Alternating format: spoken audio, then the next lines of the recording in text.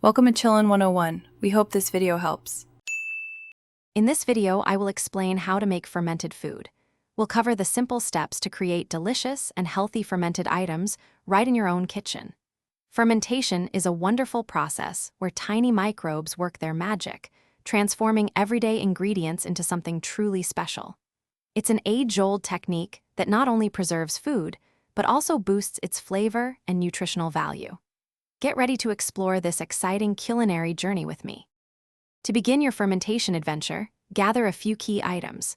You'll need about 2 pounds of your favorite fresh vegetables, like cabbage or cucumbers, along with 2 tablespoons of non-iodized salt and some filtered water. For equipment, a clean, wide-mouth glass jar, such as a 1-quart size, is perfect. An airlock or a simple lid will work, and a fermentation weight helps keep everything submerged for best results. Now for the fun part, the fermentation process itself. First, prepare your vegetables by chopping or shredding them. Then mix them thoroughly with the salt.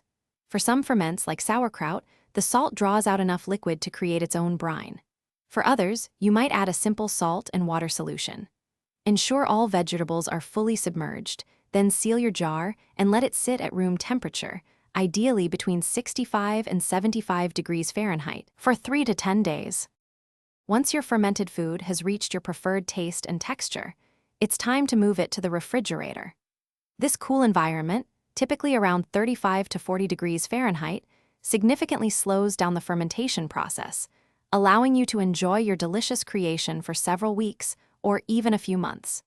Your homemade fermented foods are a fantastic, healthy addition to many meals, offering a unique tangy flavor and beneficial probiotics. Enjoy your culinary success. Thanks for watching. Consider subscribing if we helped you.